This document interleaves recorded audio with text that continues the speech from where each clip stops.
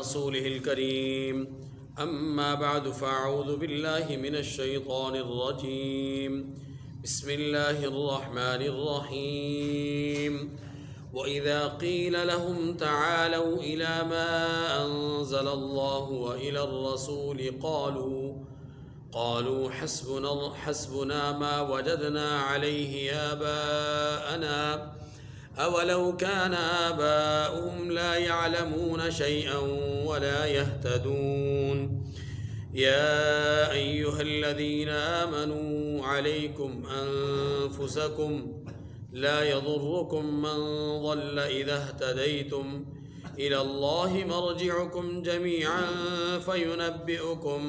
فينبئكم بما كنتم تعملون صدق اللہ العظیم۔ سورۃ المائدہ کی دو آیات کریمہ آیت نمبر 105 اور آیت نمبر 106 تلاوت ہوئی۔ ان دو آیات کریمہ 104 اور 105 دو آیات کریمہ تلاوت ہوئی۔ ان آیات کریمہ میں اللہ تبارک و تعالی نے دو باتوں کی طرف توجہ دلائی ہے۔ ایک بات یہ ہے کہ مشرکین نے جن چیزوں کو، جن جانوروں کو بتوں کے نام پر چھوڑ رکھا تھا، ان کے دودھ کو وقف کر دیا تھا یا ان کے وجود کو وقف کر دیا تھا، خواہ وہ بحیرہ کے نام سے، خواہ وہ صاحبہ، وسیلہ یا حام کے نام سے، نام اس کا کچھ بھی رکھ دیا گیا، لیکن بتوں کے نام پہ اسے وقف کر دیا اور اپنی خدمت اس سے لینا حرام قرار دی، دوسروں کے لیے اس سے خدمت لینا حرام سمجھا۔ ایسی صورت میں اب ایسے جانوروں کو ان کے نزدیک یہ چونکہ بتوں کے لیے وقف ہو گئے تو یہ حرام ہیں، اور اس حرمت کی نسبت وہ اللہ کی طرف کیا کرتے تھے۔ اللہ تبارک و تعالیٰ نے پہلی بات تو یہ ارشاد فرمائی کہ اے معبودان باطلہ کے نام پر جانوروں کو کھلا چھوڑنے والے مشرکو، اپنے گمان کے مطابق حلال کو حرام جاننے والوں اور حرام کو حلال سمجھنے والوں، آؤ اللہ کے حکم کو، رسول کی پیروی کو مد نظر رکھو۔ چیزوں کی حلت اور حرمت میں، دیگر مسائل و احکام میں اللہ کے حکم کو اور رسول کی پیروی کو مد نظر رکھو، یہ پہلی بات سمجھائی۔ دوسری بات ان آیات کریمہ میں جو سمجھائی گئی وہ یہ سمجھائی گئی کہ اصلاح نفس انتہائی ضروری ہے۔ اصلاح نفس، بھائی یہ دو باتیں ترجمہ پڑھتے ہیں پھر بات کرتے ہیں۔ پہلی آیت کریمہ پہلی بات فرمایا وَإِذَا قِيلَ لَهُمْ تَعَالَوْا إِلَى مَا أَنزَلَ اللَّهُ وَإِلَى الرَّسُولِ قَالُوا حَسْبُنَا مَا وَجَدْنَا عَلَيْهِ آبَاءَنَا۔ اور جب ان لوگوں سے کہا جاتا ہے کہ جو اللہ نے نازل فرمائی ہے کتاب، اس کی اور رسول اللہ صلی اللہ علیہ وسلم کی طرف رجوع کرو، یعنی اس کتاب کی طرف رجوع کرو اور رسول کی طرف رجوع کرو، تو کہتے ہیں کہ جس طریقے پر ہم نے اپنے باپ دادا کو پایا ہے وہی ہمیں کافی ہے، وہی ہمیں، بس یہاں تک ہم ترجمہ پڑھتے ہیں، پڑھ لیا ہے۔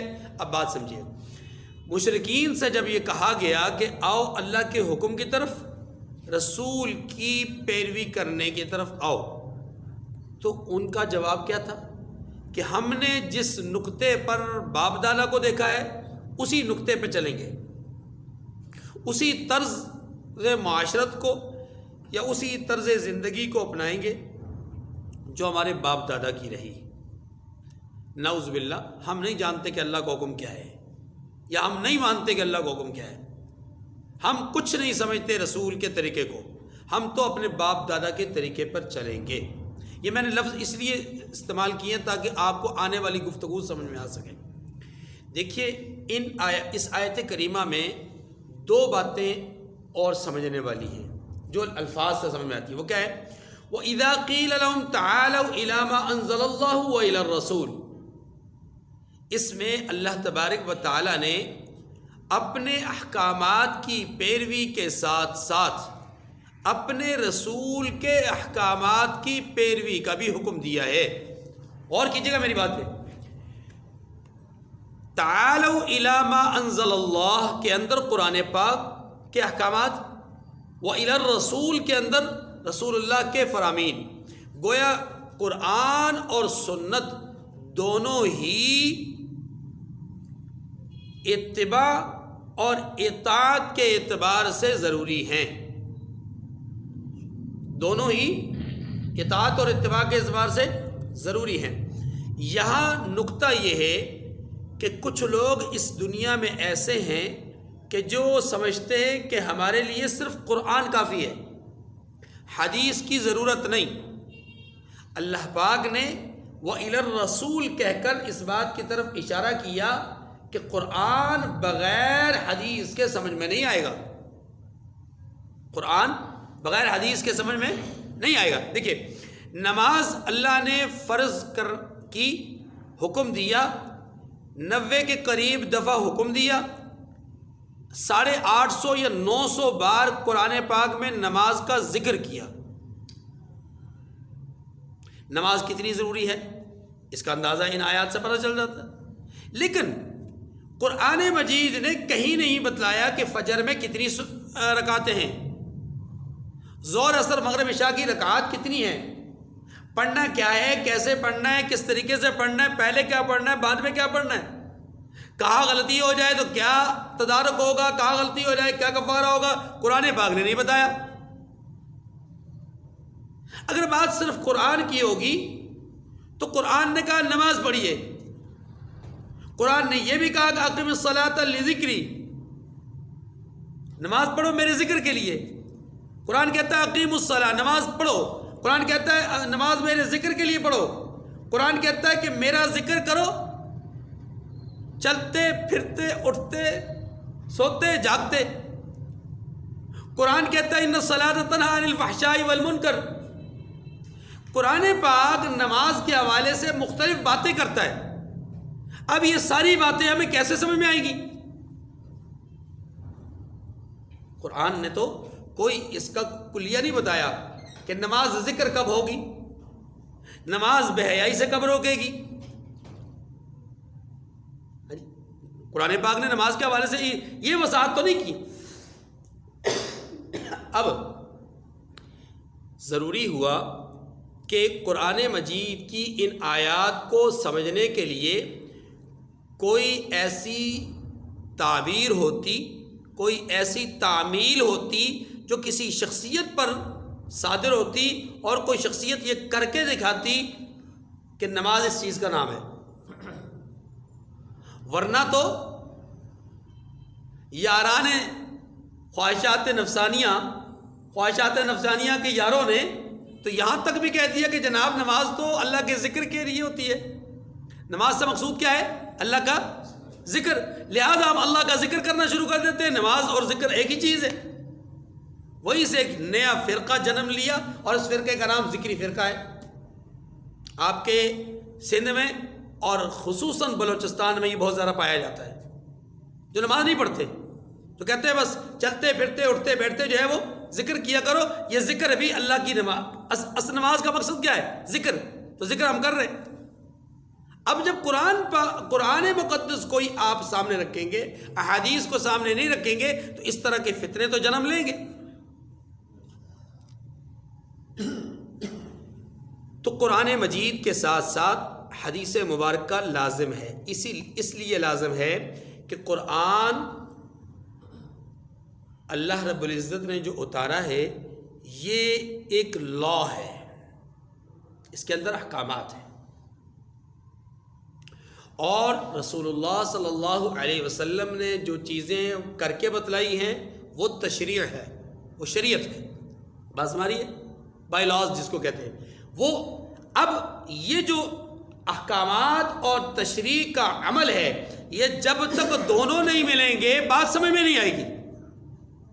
اس لیے قرآن مجید کے ساتھ ساتھ حدیث مبارکہ کا ہونا اور واجب الاطاعت ہونا یہ ضروری ہے. یہ بات سمجھ گئی. اسی کے ضمن میں ہم نے ماضی میں بھی ایک بات پڑھی تھی، یا ایھا الذین آمنوا اطیعوا اللہ واطیعوا الرسول واولی الامر منکم کے اندر کہ اللہ کی اطاعت کرو، رسول کی اطاعت کرو، اولی الامر کی اطاعت کرو۔ اللہ کی اطاعت مطلقاً فرض ہے، مطلقاً بغیر کسی شرط کے۔ رسول کی اطاعت مطلقاً فرض ہے بغیر کسی شرط کے۔ اللہ کی اطاعت اس لیے مطلقاً فرض ہے کہ وہاں غلطی کا امکان ہی نہیں۔ رسول کی اطاعت اس لیے مطلقاً فرض ہے کہ رسول وہ اللہ کی طرف سے چنیدہ اور منتخب شدہ ہوتے ہیں،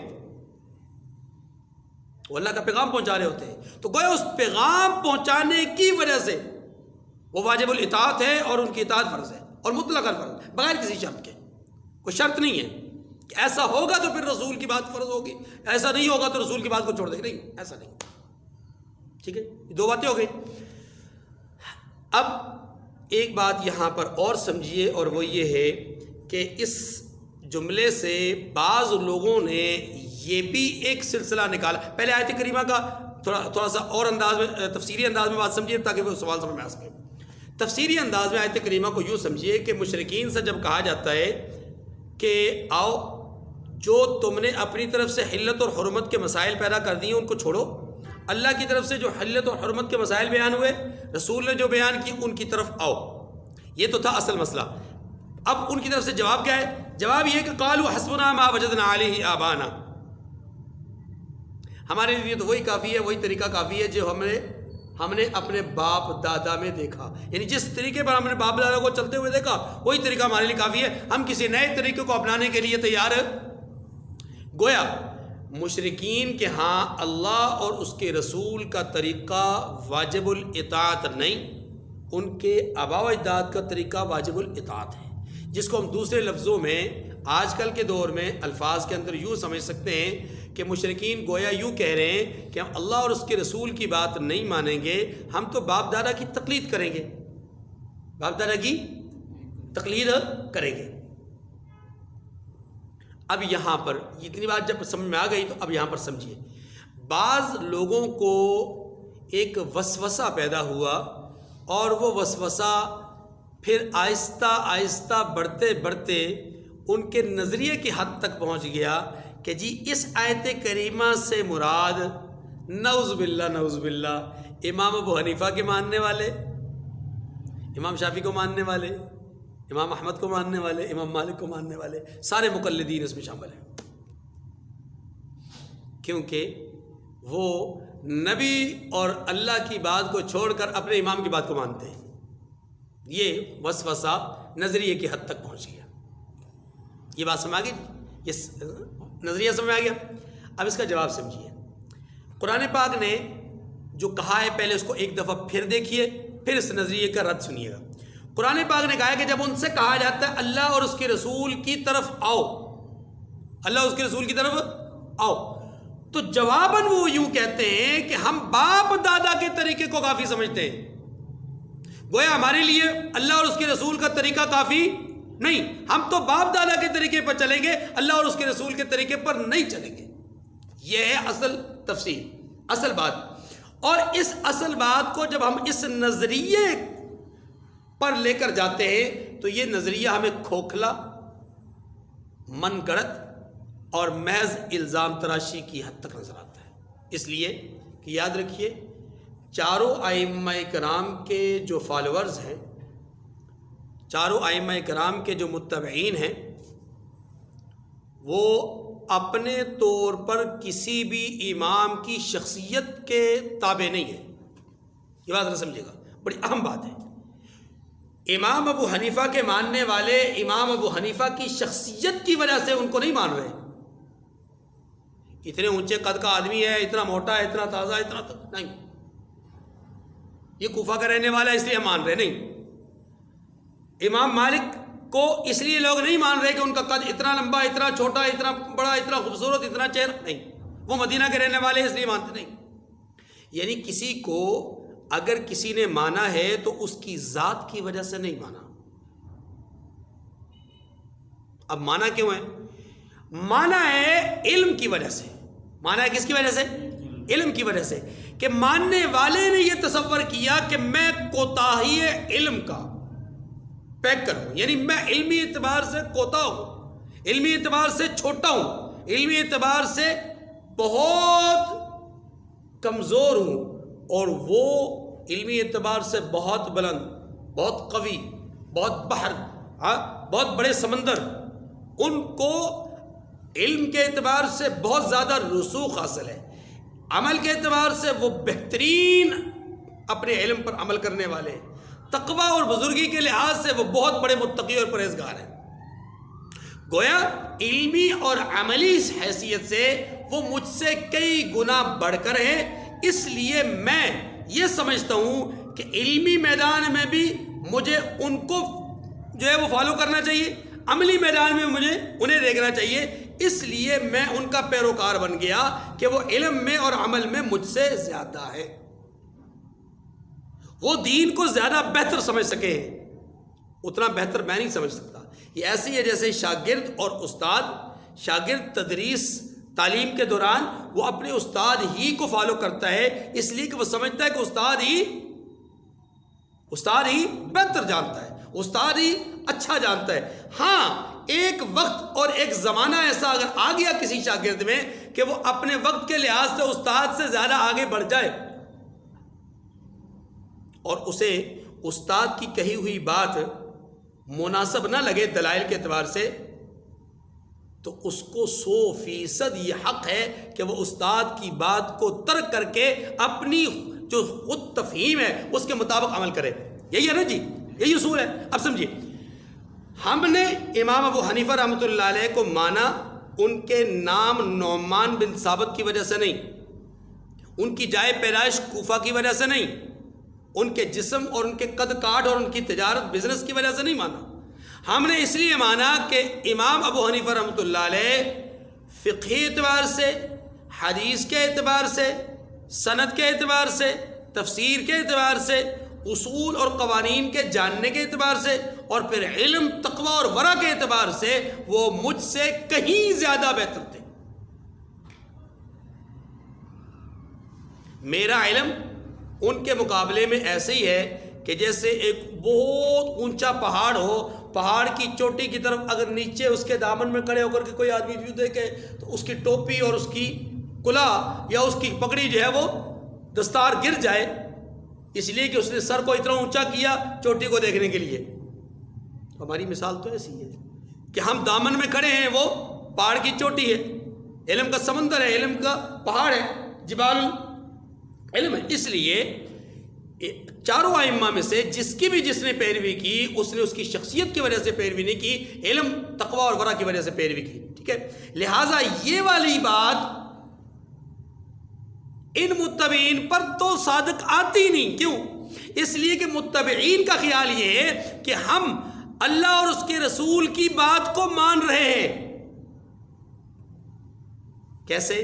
کہ اس آدمی نے سمجھ کر ہمیں سمجھایا تو بات تو ہم اللہ اور اس کے رسول کی مان رہے ہیں، بات تو ہم اللہ کی اور اس کے رسول کی۔ دیکھیے، یہ ہمارے سامنے قرآن پاک ہے، اس کے اندر لکھا ہوا کیا ہے؟ عربی کے اندر نیچے لکھا ہوا کیا ہے؟ اردو۔ یہ اردو ترجمہ ہے، یہ کیا ہے؟ اب اس ترجمہ کو دیکھ کر کے ہم نے پڑھا، ہم نے آیت کریمہ کا یہ ترجمہ سمجھ لیا، تو ہم نے اللہ کی مانی یا شیخ حنیف اپنا شیخ عبد القادر اپنا رائے پوری رحمۃ اللہ علیہ کی مانی؟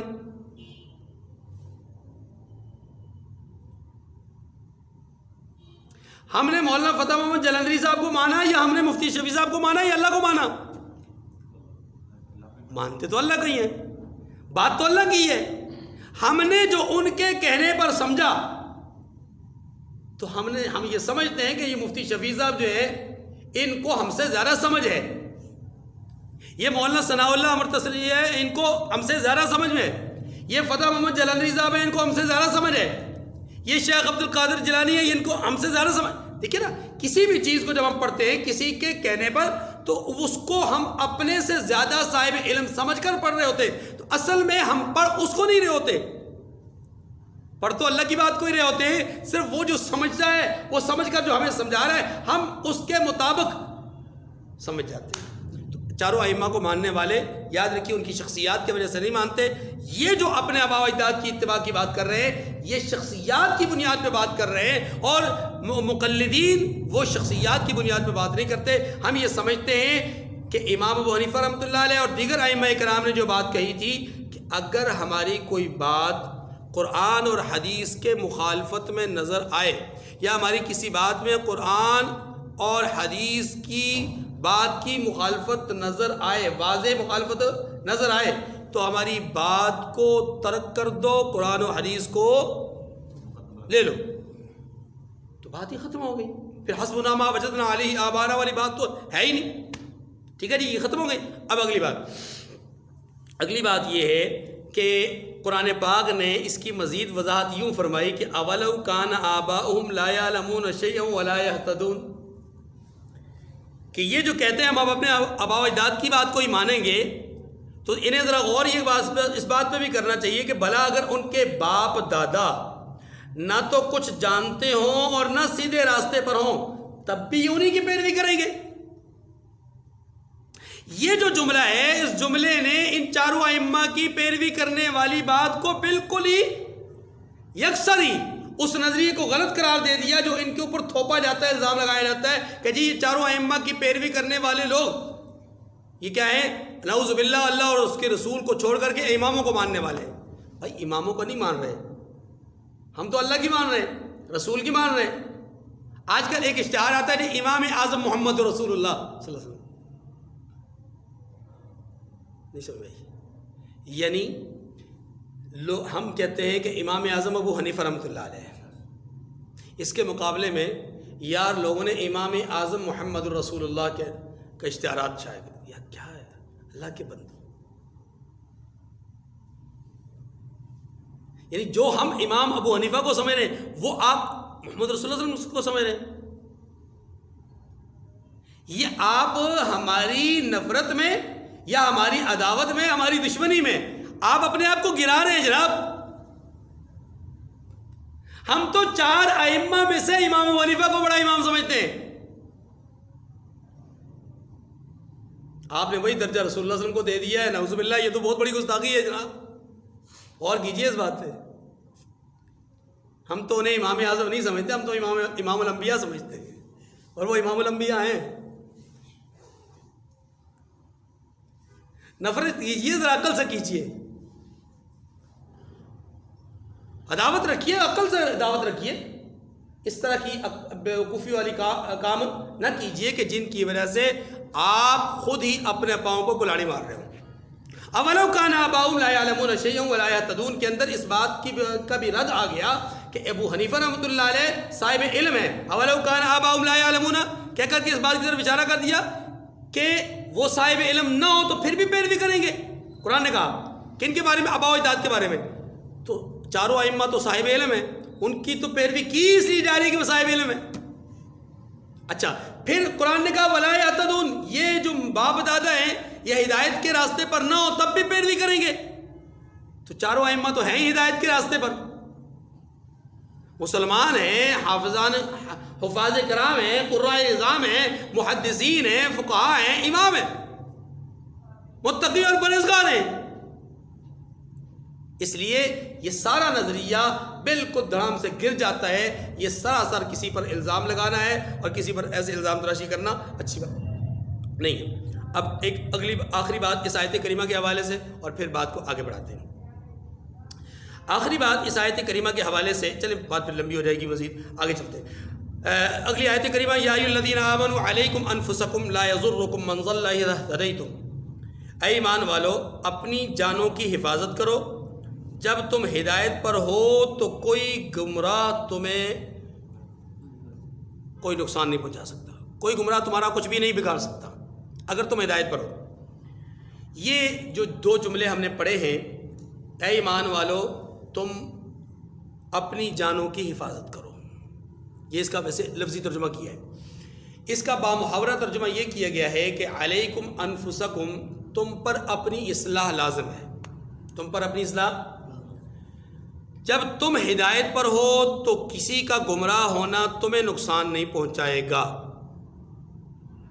اس آیت کریمہ کے اس حصے سے بظاہر ایک بات سمجھ میں آتی ہے، اور وہ یہ آتی ہے کہ ہر انسان اپنی اصلاح کا ذمہ دار ہے، وہ کسی اور کی اصلاح کا ذمہ دار نہیں۔ میں دوبارہ عرض کر دیتا ہوں، آیت کریمہ کے دونوں جملوں کو ہم پڑھتے ہیں ایک بار دوبارہ محاورتاً، اپنا جو کیا کہتے ہیں اس کو با محاورہ نہیں، لفظی ترجمہ نہیں، با محاورہ ترجمہ، کہ اے ایمان والو تمہارے اوپر اپنی اصلاح لازم ہے اگر تم ہدایت پر ہو، اپنی اصلاح لازم ہے، اور اگر تم ہدایت پر ہو تو دوسروں کا گمراہ ہونا تمہیں نقصان نہیں دے گا۔ ٹھیک ہے، اب اس کو میں سوال تب بناؤں گا جب آپ ایک دو حدیثیں سامنے رکھ لیں۔ دیکھیے حدیث مبارکہ میں ایک مثال آتی ہے کہ ایک کشتی ہے، دو اس کی منزلیں ہیں، ایک نچلی سطح ایک اوپر والی سطح۔ کشتی دریا میں چل رہی ہے، اس جہاز یا کشتی کے اندر جو نیچے والے لوگ ہیں ان میں سے ایک بندہ اٹھتا ہے اور وہ اٹھ کر کے اوپر والی منزل پہ جاتا ہے پانی لینے کے لیے، ایک دفعہ جاتا ہے، دوسری دفعہ، تیسری دفعہ، تو اس کے بار بار جانے کی وجہ سے اوپر کے کچھ لوگ تکلیف محسوس کرتے ہیں۔ بات سمجھے گا ذرا، مثال اوپر والے جو تکلیف محسوس کر رہے ہیں ان کو بھانپ گیا یہ نیچے والا، اس نے کیا کیا، کلہاڑی لی اور نیچے منزل کے جو تختے ہیں کشتی کے ان کو کاٹنے لگا۔ کس نیت سے؟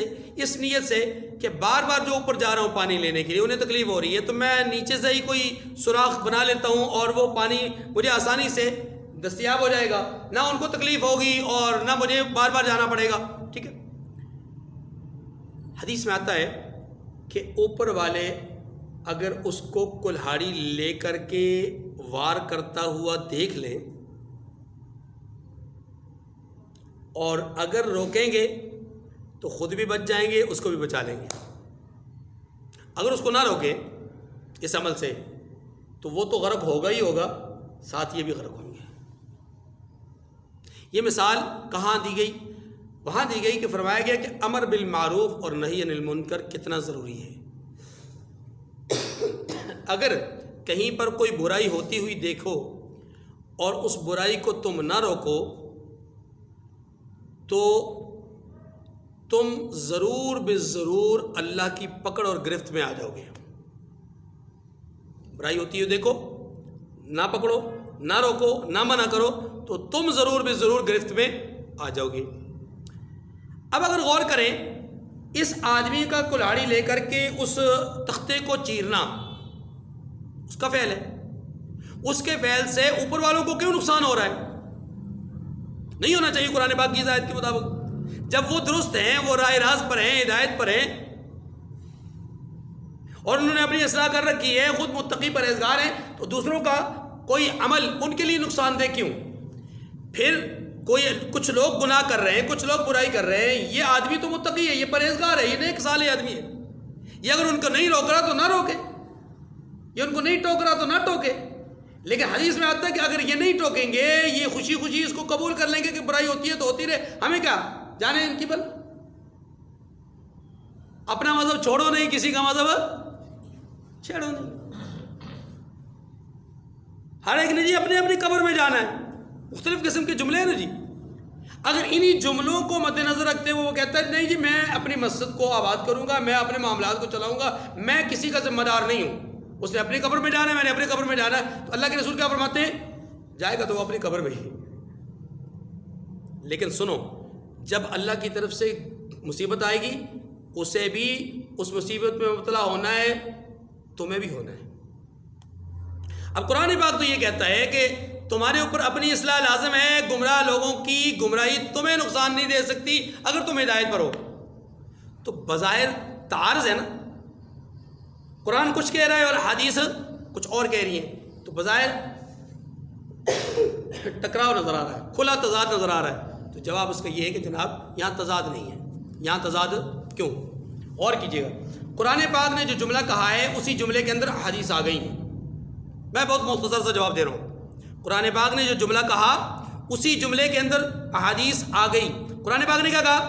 تم پر اپنی اصلاح لازم ہے، یہ پہلی بات کہی، یہ پہلی بات۔ پھر اگلی بات یہ کہی کہ اگر تم ہدایت پر ہوئے، اگر تم ہدایت یعنی اصلاح اپنی مکمل کرنے کی کوشش کی، ہدایت پر آ گئے تو پھر تمہیں گمراہوں کی گمراہی نقصان نہیں دے سکتی۔ اس کا مفہوم یہ ہے کہ انسان ہدایت پر آتا کب ہے؟ ہدایت پر آتا ہی تب ہے جب وہ اپنے فرائض ادا کرتا ہے، اپنے فرائض۔ قرآن مجید نے خود ہی تو یہ بات کہی ہے، کنتم خیر امۃ اخرجت للناس تأمرون بالمعروف وتنہون عن المنکر۔ قرآن پاک نے ہی تو کہا ہے نا، اور قرآن پاک نے ہی تو کہا ہے کہ انصاف کرو، قرآن پاک نے ہی کہا ہے کہ اچھی سچی گواہی دو، قرآن پاک نے ہی کہا ہے کہ وعدہ خلافی نہ کرو، قرآن پاک نے ہی کہا ہے کہ زنا کے قریب نہ جاؤ، قرآن پاک نے ہی کہا ہے کہ کسی کو قتل نہ کرو، قرآن پاک نے یہ سارے احکامات دیے نا جی۔ تو ان تمام احکامات کو مد نظر رکھتے ہوئے ہم اب یوں کہیں گے کہ اگر تم ہدایت پر ہو کا مطلب یہ ہوگا کہ اگر تم نے اپنے فرائض پورے ادا کیے تو تم اپنی ذمہ داری سے عہدہ برا ہو گئے، اب کسی کی گمراہی تمہیں نقصان نہیں دے گی۔ کا معنی یہ ہوگا کہ دیکھو آپ نے تو اپنی ذمہ داری پوری ادا کر لی، جب آپ ذمہ داری پوری ادا کر چکے تو آپ کو نہیں پکڑا جائے گا، آپ کو نہیں پوچھا جائے گا۔ یہ ایسے ہی ہے جیسے اللہ نے اپنے حبیب سے کیا فرمایا، فذکر انما انت مذکر، محبوب آپ نصیحت کیجئے، آپ کا کام نصیحت کرنا ہے۔ انما علیک البلاغ، آپ کا کام پہنچانا ہے۔ یا الرسول بلغ ما انزل الیک، آپ پہنچا دیجئے۔ فذکر ان نفعت الذکریٰ، یہ ساری آیات کیا بتلاتی ہیں، محبوب آپ اپنا کام کیجئے، آپ اپنا کام، جب آپ اپنا کام کر لیں گے تو آپ کی ذمہ داری پوری، اور ذمہ داری پوری ہونے کے بعد آپ کو آپ کا اجر ملے گا۔ ہاں، گمراہوں کی گمراہی آپ کو نقصان نہیں دے سکتی۔ یہی معنی یہاں پر بھی ہے کہ ایک آدمی اپنی اصلاح کی کوشش کرتا ہے اور ہدایت کے راستے پر چلتا ہے، یعنی فرائض اور اپنی ذمہ داریوں کو ادا کرتا ہے، تو یہ آدمی انشاءاللہ لوگوں کی گمراہی کی وجہ سے پکڑ میں نہیں آئے گا۔ اب دیکھیے، یا ایھا الذین آمنوا علیکم انفسکم لا یضرکم من ضل اذا اہتدیتم، اے ایمان والو اپنی جانوں کی حفاظت کرو، یعنی اپنے اصلاح کی کوشش کرو، اپنا تم پر تمہاری اصلاح لازم ہے۔ لا یضرکم من ضل اذا اہتدیتم، جب تم ہدایت پر ہو تو کوئی گمراہ تمہارا کچھ بھی بگاڑ نہیں سکتا۔ الی اللہ مرجعکم جمیعا فینبئکم بما کنتم تعملون، تم سب نے اللہ ہی کی طرف لوٹ کر جانا ہے، اس وقت وہ تمہیں تمہارے سب کاموں سے جو دنیا میں تم نے کیے تھے آگاہ کرے گا۔ اللہ تعالیٰ مجھے اور آپ کو سمجھنے کی توفیق نصیب فرمائے۔ وآخر دعوانا ان الحمد للہ رب العالمین۔